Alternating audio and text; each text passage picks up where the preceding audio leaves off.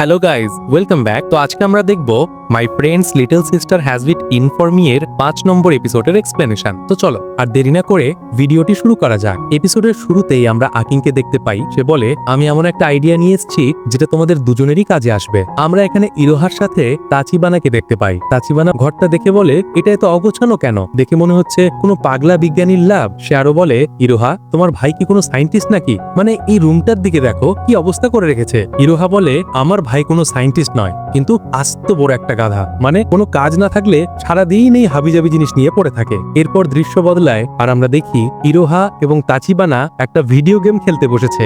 আকি তাদের জানায় এই গেমটা সে এবং উজুমি মিলে তৈরি করেছে। এরপর স্ক্রিনে দেখা যায় ইরোহা এবং তাচিবানা গেমটা খেলে বেশ মজা পাচ্ছে। কিছুক্ষণ পর গেম খেলা শেষ হলে আকি তাদের জিজ্ঞাসা করে, তাহলে বলো গেমটা কি রকম? তাচিবানা বলে, তোমার গেমের কথা বলছো? সত্যি বলতে এর মিউজিক কোয়ালিটি একদম জঘন্য। মানে এর আগে এরকম খারাপ মিউজিক আমি আর শুনি নাই, কিন্তু কেন জানি গেমটা খেলে আমার খুব মজা লেগেছে। এরপর সে ইরোহাকে জিজ্ঞাসা করে, ইরোহা তোমার কেমন লেগেছে গেমটা? ইরোহা বলে, মোটামুটি ঠিকই আছে, মানে অতটাও খারাপ নয়। আকি বলে, বাস এটাই তো আমি শুনতে চেয়েছিলাম, তোমরা একদম ঠিক বলেছো। তাচিবানা একটু অবাক হয়ে বলে, মানে তুমি কি বোঝাতে চাচ্ছ আমাদের? আকি বলে, দেখো তোমরা ছোটকালে অনেক গেম খেলেছো তাই না, যেমন লাটিম, মার্বেল ইত্যাদি। আচ্ছা সত্যি করে বলো তো, ওই গেমগুলো খেলে তোমাদের কোনো সময় খারাপ লেগেছে? তাচিবানা বলে, একদমই না, আমি ছোটবেলায় অনেক গেম খেলেছি। যদি ওই গেমগুলো আজও আমাকে খেলতে দেওয়া হয় তাহলে আমি আগের মতোই মজা পাবো। আকি বলে, এক্স্যাক্টলি, ভিডিও গেমের আসল মজাটাই হচ্ছে এটা। পরে সে আরো বলে, আমাদের ঠিক এটাই করতে হবে, মানে আমাদের এমন একটা গেম তৈরি করতে হবে যেটা মানুষ খেলে আনন্দিত হবে। এরপর সে তার পরিকল্পনা আরো বিস্তারিত হয়ে বলতে থাকে, দেখো আমি যে কোনো আইডিয়াকে গেমের রূপ দিতে পারি আর উজুমি টেকনিক্যাল কাজটা সামনে নিতে পারে, কিন্তু আমাদের সমস্যা একটা, সেটা হচ্ছে মিউজিক এবং সাউন্ড ডিজাইন খুবই দুর্বল। মানে তোমরা বুঝতে পারছো আমি কি বলতে চাইছি? তাচিবানা বলে, তুমি এখানে সোজাসুজি বলে দাও এখানে কি বলতে চাইছো। তারপর আকি বলে, তোমরা দুজন কি আমার সাথে এই প্রজেক্টে কাজ করতে চাও? তারা চমকে যায় আর বলে, আমাদের দুজনের কথা বলছো? আকি বলে, হ্যাঁ একদম, তোমাদের ছাড়া এখানে আর কেউ বসে আছে নাকি? তাচিবানা বলে, আমি এখানে কাজ করতে পারি, কিন্তু আমি জানি না আমার সেনপাই এর ভালো লাগবে কিনা। ছেলেটি বলে, ও তাহলে এই ব্যাপার, আমি অলরেডি তোমার সেনপাইয়ের কাছ থেকে পারমিশন নিয়ে রেখেছি। এটা দেখে তাচিবানা রাজি হয়ে যায়, কিন্তু যখন ইরোহাকে জিজ্ঞাসা করা হয় তখন সে বলে, না আমি এটা পারবো না, মানে প্রস্তাবটা আমার ভালো লেগেছে কিন্তু আমার মনে হয় না আমি এই কাজটা করতে পারবো। এটা বলে সে ওখান থেকে চলে যায়। এরপর দৃশ্য বদলায় আর আমরা দেখি আকি ইরোহার পিছু করতে করতে একটা পার্কে এসে পড়ে। সে দেখে ও একা একটা বেঞ্চে বসে আছে, কিন্তু ছেলেটি কাছে যেতেই কিছু অদ্ভুত আওয়াজ শুনতে পায়। কে যেন ইরোহাকে জিজ্ঞাসা করছে, তুমি ওখান থেকে পালিয়ে আসলে কেন? ইরোহা বলে, আমার মনে হয়েছে ওই কাজটা আমার জন্য নয়। এরপর আরেকটা কণ্ঠ বলে, কেন তোমার এরকম মনে হলো কেন? ইরোহা বলে, আমার মনে হয় আমি কাজের জন্য পারফেক্ট নই, তাচিবানা এই কাজের জন্য পারফেক্ট। এরপর আকি ওখানে আসে আর বলে, তুমি এতগুলা কণ্ঠে কথা বলতে পারো, সত্যি বলতে তুমি অনেক অ্যামেজিং। নিজের গোপন প্রতিভা রিভিল হয়ে যাওয়ার কারণে মেয়েটি লজ্জায় লাল হয়ে যায়। ইরোহা বলে, আরে না, মানে তুমি কি সব শুনে ফেলেছো? এটা বলেই সে একটা টেবিলের পিছনে গিয়ে লুকিয়ে পড়ে। তখন ছেলেটি বলে, আমি এখানে কাউকে কিছু বলবো না, তোমার ভয় পাওয়ার কোনো দরকার নেই। ইরোহা বলে, না এখানে ভয় আমি পাইনি, আসলে ভয় তুমি পেয়েছো, সত্যি সত্যি বলো তো। ছেলেটি বলে, হ্যাঁ মানে প্রথমে একটু অবাক হয়েছিলাম যে এখানে কি হচ্ছে, কিন্তু এখন আর ভয় লাগছে না, বরং আমার মনে হচ্ছে এটা একটা দারুণ ব্যাপার। মানে তুমি এত সহজে এতগুলো আওয়াজ বের করতে পারো। মেয়েটি বলে, আমি জানি তুমি এখন আমাকে নিয়ে মজা করবে তাই না? ছেলেটি বলে, আরে আমি পাগল নাকি, আমি বলছি তো কাউকে বলবো না। ইরোহা বলে, আমি জানি তুমি এখন এটা সুযোগ নিয়ে আমাকে ব্ল্যাকমেইল করবে, তুমি হচ্ছে 1 নম্বরের একটা লুইচ্চা। আকি হতাশ হয়ে বলে, আরে না এরকম কিছুই নয়, তুমি এখানে আবারও ভুল ভাবছো। এর পরের দৃশ্যে আমরা দেখি আকি এবং ইরোহা একটা বেঞ্চে বসে আছে। আকি বলে, সত্যি বলতে কি জানো, আমি নিজেই ইমপ্রেস হয়ে গেছি তোমার এই ট্যালেন্ট দেখে, মানে তুমি একবারে 3টে লোকের আওয়াজ বের করতে পারো। ইরোহা বলে, না মানে তোমার আগে যারা এটা জেনেছে তাদের কাছে এই বিষয়টা উইয়ার্ড লেগেছে।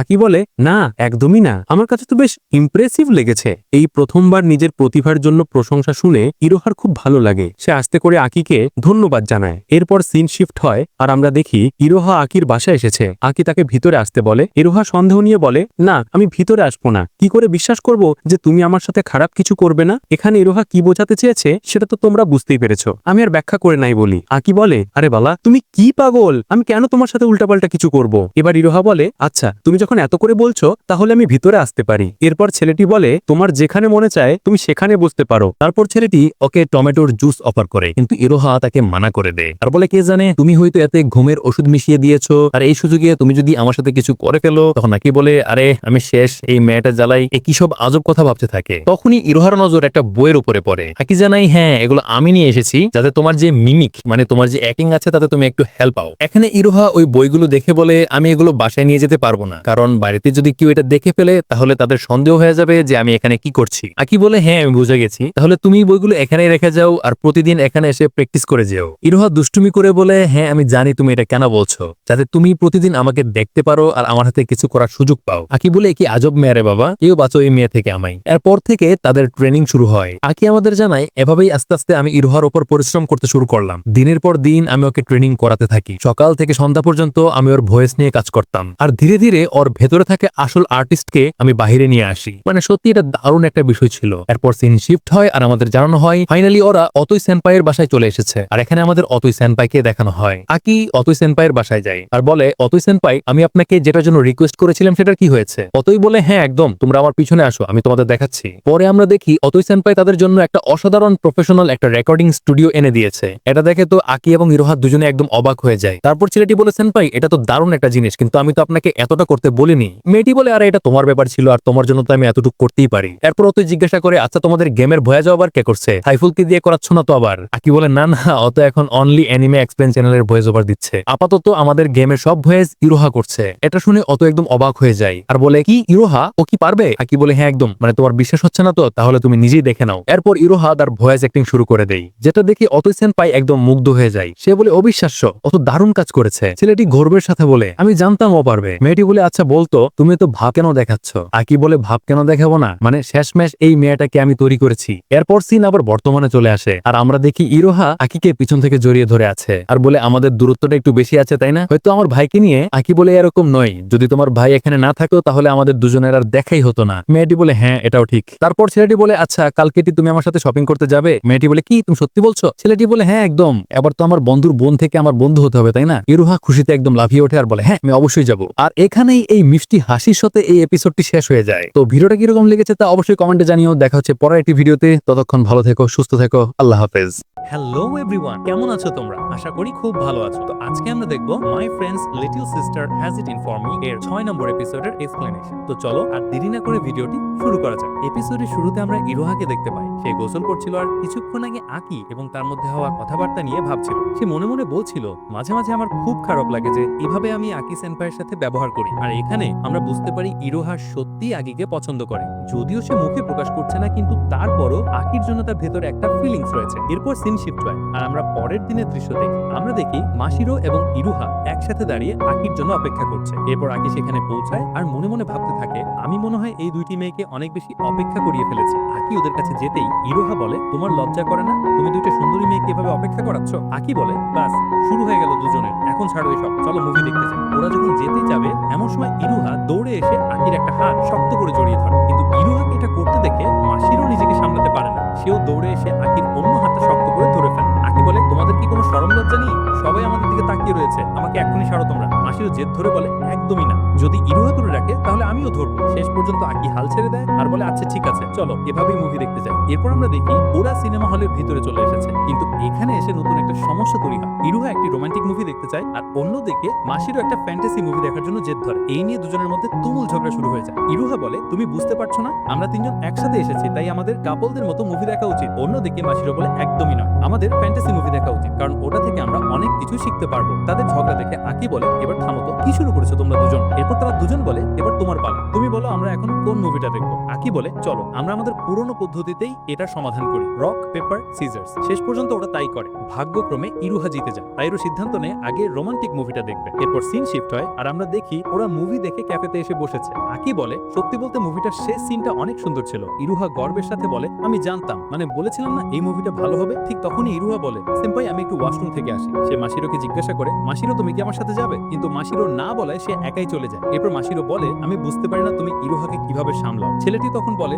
আরে ও অতটা খারাপ মেয়ে নয়, ওর মনটা খুব ভালো, শুধু ওর আচরণটা বাচ্চাদের মতো। আর ঠিক সেই মুহূর্তে ওখানে দুটি মেয়ে আসে আর মাশিরোকে দেখে বলে, আরে মাশিরো তুমি এখানে কেমন আছো? এই মেয়ে দুটোকে দেখার পরে মাশিরোর মুখটা ভয়ে ফ্যাকাশে হয়ে যায়। দেখেই বোঝা যাচ্ছে এই মেয়েরা তাকে অতীতে বুলি করত। মেয়ে দুটো ন্যাকামি করে মাশিরোকে বলে, দেখো দেখো এখানে কি কিউট সে যে বসে আছে, ওর সাথে বয়ফ্রেন্ড আছে, বাহ কি ব্যাপার। এটা এটা সেই মেয়ে যে ক্লাসে সবসময় একা বসে থাকতো। ওরা মাসিরোকে নিয়ে মজা করতে শুরু করলে আকি আর সহ্য করতে পারে না। সে বলে, তোমাদের সাহস হয় কিভাবে ওর সাথে এরকম ভাবে কথা বলার? তোমাদের মধ্যে কি কোনো ভদ্রতা নেই? এটা শুনে তারা বলে, ও দেখো তো ওর বয়ফ্রেন্ড রেগে যাচ্ছে। এরপর একজন বলে, তুমি কি তোমার বয়ফ্রেন্ডকে নোবেলের কথা বলেছো? এটা শুনে মাসিরো বলে, দয়া করে ওই প্রসঙ্গতে এখানে তুলো না, বন্ধ করে এসব। কিন্তু ওরা থামে না, ওরা আরো বেশি মজা করতে থাকে। এটা দেখে আকি রেগে গিয়ে বলে, যদি তোমরা দুজন এখান থেকে না যাও তাহলে তোমাদের দুজনেরই কপালে দুঃখ আছে। আকির এই রাগ দেখে মেয়ে দুটি ভয় পেয়ে সেখান থেকে চলে যায়। কিন্তু মাসিরো এতটাই আঘাত পায় যে আকির কোনো কথা না শুনে তার ব্যাগ নিয়ে সেখান থেকে চলে যায়। তখনই ইরুহা ফিরে আসে আর বলে, কি হয়েছে এখানে? আকি তাকে সংক্ষেপে পুরো ঘটনাটি জানায়। এরপর ওরা দুজন মাসিরোকে খোঁজার জন্য বেরিয়ে পড়ে। কিন্তু ওরা অনেক জায়গায় খুঁজে, তারপরও মাসিরোকে কোথায় পায় না।